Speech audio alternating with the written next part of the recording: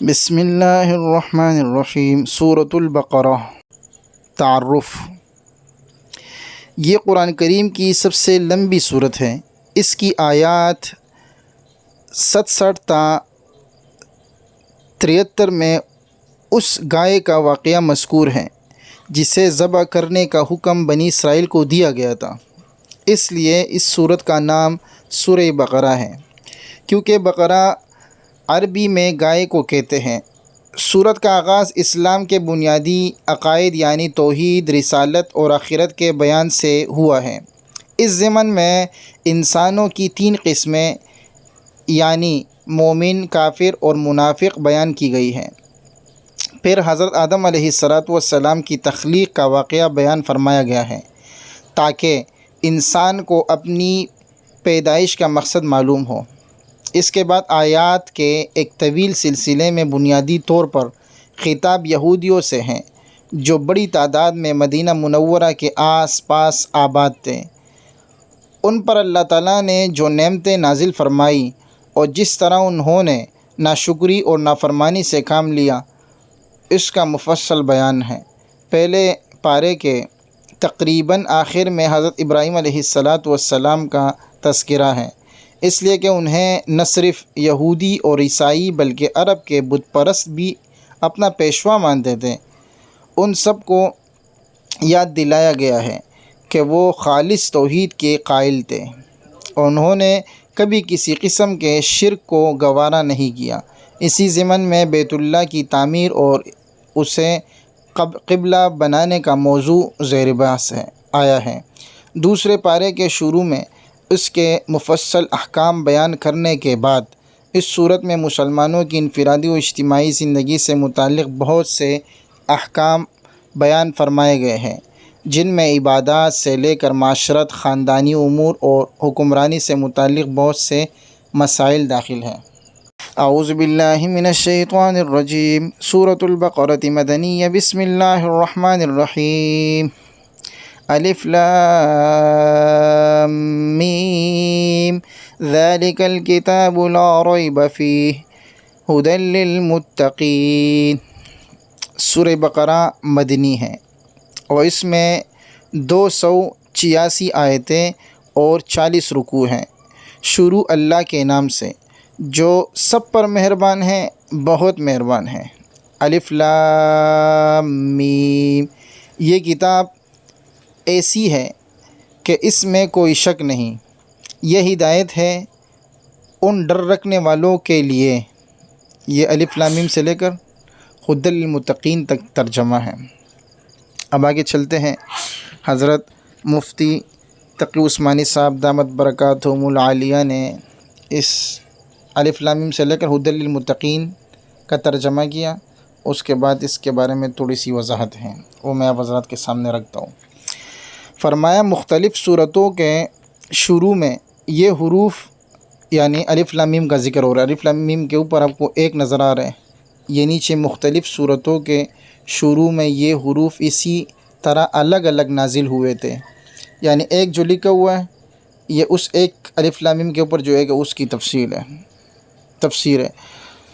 مختلف صورتوں کے شروع میں یہ حروف اسی طرح الگ الگ نازل ہوئے تھے۔ ان کو حروف مقطعات کہتے ہیں، اور صحیح بات یہ ہے کہ ان کا ٹھیک مطلب اللہ تعالیٰ کے سوا کسی کو معلوم نہیں۔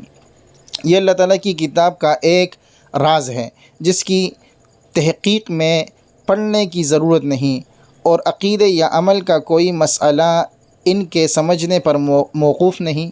نمبر 2 جو لکھا ہوا ہے یہ یعنی اوپر جو 2 لکھا ہوا ہے ترجمے میں اس کی تفسیر ہے، یعنی اس کتاب کی ہر بات کسی شک و شبہ کے بغیر درست ہے۔ یعنی اس کتاب کی ہر بات کسی شک و شبہ کے بغیر درست ہے۔ انسان کی لکھی ہوئی کسی کتاب کو 100% شک سے بالاتر نہیں سمجھا جا سکتا، کیونکہ انسان کتنا ہی بڑا عالم ہو اس کا علم محدود ہوتا ہے، اور اکثر اس کی بات اس کے ذاتی گمان پر مبنی ہوتی ہے۔ لیکن چونکہ یہ کتاب اللہ تعالیٰ کی ہے جس کا علم لامحدود بھی ہے اور 100% یقینی بھی، اس لیے اس میں کسی شک کی گنجائش نہیں۔ کسی کو شک ہو تو یہ اس کی ناسمجھی کی وجہ سے ہوگا۔ کتاب کی کوئی بات شبہ والی نہیں۔ نمبر 3، اوپر ترجمہ میں 3 لکھا ہوا ہے، اس کی تفسیر ہے۔ اگرچہ قرآن کریم نے صحیح راستہ ہر ایک کو دکھایا ہے، خواہ وہ مومن ہو یا کافر، اس لیے اس معنی کے لحاظ سے اس کی ہدایت سب کے لیے ہے، لیکن نتیجے کے اعتبار سے دیکھا جائے تو اس ہدایت کا فائدہ انہی کو پہنچتا ہے جو اس کی بات مان کر، یعنی اس کتاب کی بات مان کر اس کے تمام احکاموں اور تعلیمات پر عمل کریں۔ اس لیے یہ فرمایا گیا کہ یہ ہدایت ہے ڈر رکھنے والوں کے لیے جو بے دیکھی چیزوں پر ایمان لاتے ہیں الی آخری۔ ڈر رکھنے کا مطلب یہ ہے کہ انسان یہ بات ہمیشہ پیش نظر رکھے کہ اسے ایک دن اللہ کے حضور اپنے تمام اعمال کا جواب دینا ہے، لہٰذا مجھے کوئی کام ایسا نہ کرنا چاہیے جو اس کی ناراضی کا باعث ہو۔ اسی خوف اور دیان کا نام تقویٰ ہے۔ بے دیکھی چیزوں کے لیے قرآن کریم نے غیب کا لفظ استعمال فرمایا ہے۔ اس سے مراد وہ چیزیں ہیں جو آنکھوں سے دکھائی نہیں دیتی، نہ ہاتھ سے چھو کر یا ناک سے سونگھ کر انہیں محسوس کیا جا سکتا ہے، بلکہ وہ صرف اور صرف اللہ تعالیٰ کی وحی کے ذریعے معلوم ہوتی ہے۔ یعنی یا تو قرآن کریم میں ان کا ذکر ہے یا آن حضرت صلی اللہ علیہ وسلم نے وحی کے ذریعے وہ باتیں معلوم کر کے ہمیں بتائی ہیں۔ مثلاً اللہ تعالیٰ کی صفات، جنت و دوزخ کے حالات، فرشتے وغیرہ۔ یہاں اللہ کے نیک بندوں کی یہ تعریف کی جا رہی ہے کہ یہ لوگ صرف اللہ تعالیٰ اور اس کے رسول صلی اللہ علیہ وسلم کے ارشادات پر یقین کر کے ان چیزوں کو دل سے جانتے ہیں جو انہوں نے آنکھوں سے نہیں دیکھی۔ یہ دنیا چونکہ امتحان کی جگہ ہے، اس لیے اگر یہ چیزیں آنکھوں سے نظر آ جائیں اور پھر کوئی شخص ان پر ایمان لاتا تو کوئی امتحان نہ ہوتا۔ اللہ تعالیٰ نے ان چیزوں کو انسان کی نگاہ سے پوشیدہ رکھا ہے، لیکن ان کے وجود کے بے شمار دلائل مہیا فرما دیے ہیں کہ جب کوئی شخص ذرا انصاف سے غور کرے گا تو ان باتوں پر ایمان لے آئے گا اور امتحان میں کامیاب ہوگا۔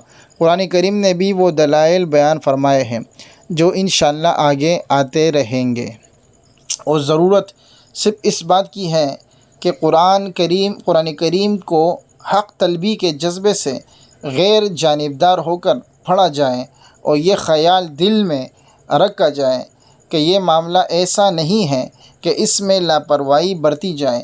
یہ انسان کے ہمیشہ کی زندگی کی بہتری اور تباہی کا معاملہ ہے، لہٰذا یہ ڈر دل میں ہونا چاہیے کہ کہیں میری نفسانی خواہشات قرآن کریم کے